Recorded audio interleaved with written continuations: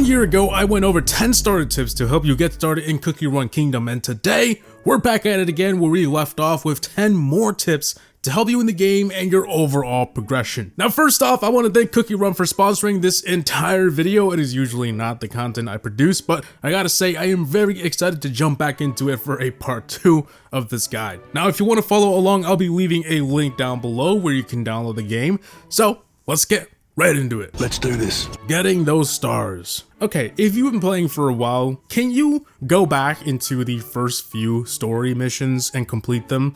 The answer is probably yeah. I've gotten better since then. Duh. Well, that's a good thing because now you can go back into the episodes that you missed a couple stars on and get those stars to unlock a higher difficulty. And you know what that means? Higher difficulty, better rewards. It's definitely worth it. Even if you haven't completed the entire story, definitely go back and do it.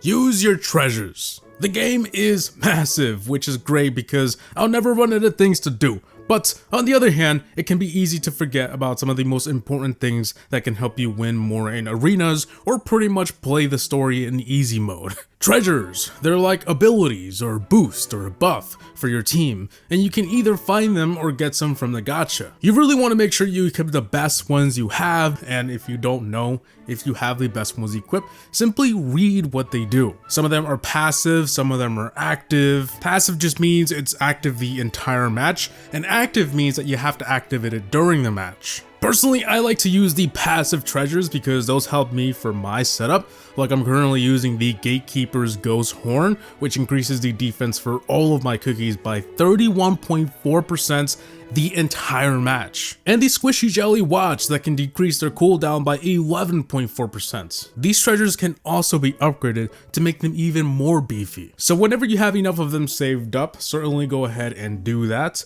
Treasures are incredibly helpful. Like I said, just go over what you have and equip what will help you the most, depending on how you like to play or what you want to do during the match. Get involved in special events. I briefly went over this in my last video to always check the events, see what's going on. Check every notification you have because there may just be something you need waiting for you, all for just playing the game like you normally would. But this time around, you'll definitely want to be checking the events tab because there's currently a ton of things to do with Cookie Run's latest collab with BTS. New decoration items that will spaz up your kingdom. Can't believe I used that word. A rhythm game dungeon, which I'm currently having a lot of fun with. An entirely new tab in the gacha to collect all of the members of BTS, and a ton of other cool new items like outfits. So yeah, if you're looking to do something in the game right now other than the base game, you can access all of this, like I said, in the events tab. Simply click on that and you should see a whole list of things you can do with this new collab. Getting more Aurora pieces. I don't even know if I said that correctly, but Aurora. In the early game, it won't matter that much, but as you progress, you'll notice you'll need more and more of them for things like expanding and upgrading stuff. So what's the best way to get more? Well, first up is gonna be trains. Trains in general. Complete the requests and send them on their way. When the trains arrive back to your kingdom, there's a chance it'll have exactly what you were looking for. The second best way is through the guild gacha system. Just by participating in your guild overall, you'll get heroic torches and you can spend that in the guild gacha. It's a separate gacha from the regular gacha and I highly recommend you to check it out. So with that being said, join a guild. You not only get access to the guild gacha, but a lot of other features, one of them being buffs. Anyways, back to the guild gacha, that is where you can get more of those Aurora pieces. So definitely check it out. Alright, this next one is take your time. This one is a rather small tip, but an important one. Sometimes it might seem tempting to keep moving on, speedrunning your progress, forgetting to have fun. At the end of the day, you want to enjoy yourself, so make sure to take your time with things. See all of these areas you can expand to? Well, don't worry about it unless you actually need the space or want to unlock something behind that area. Tempted to go to the next castle level after you just got to your current level? Well, maybe think about the many things you have yet to upgrade, discover, and play around with before focusing on moving on and going up and up and up. Everyone likes to play a different way, so it doesn't really matter what you do, but it's pretty smart to not rush yourself. Don't get ahead of yourself, basically. Grind out the arena. The Kingdom Arena can be a great place to get some loot, but make sure to pay attention to who you're attacking. Not all of these are great matches. You want to pay close attention to their power and their treasures. Which treasures are they using? How much power they have? If you think you can beat them after reading their stats, well, take a shot at it. And remember, if you clear the opponents that seemed like a great match, you can use the refresh button to get a new batch of opponents, allowing you to further progress. Also, you want to try and stick to one team setup that you can focus on and upgrade. Instead of changing it up so often, focusing on just one will allow you to upgrade that team and do better with it. I touched on this topic a little more in detail in my first guide if you guys are curious. But yeah, you can do whatever you want, but focusing on one team is optimal. Anyways, the higher you climb, the better the rewards. So you definitely want to take advantage of the Kingdom Arena. Splitting item productions. So here's a quick tip, and honestly it's personal preference, but I wanted to share what I like to do.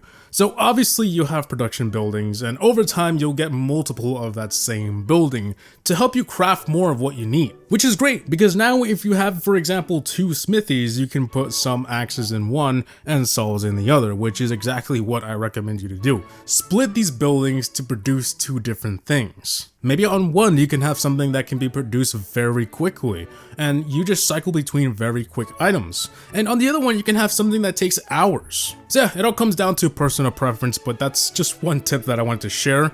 It's super useful. It helps me keep track of what's going on a little better. Don't sleep on decorations. Okay, I didn't know this one for a long time, but check this out. Some of the decorations are not just cosmetic. Some have buffs, which can help you a lot. For example, I had purchased this morning dew garden not too long ago, and it not only looks good, but it also gives my cookies plus 5% HP. Definitely take some time to look at some of these because you might just find a buff you're looking for and make your kingdom look stylish at the same time. Hoarding is okay. It is certainly okay to stack up and save your resources.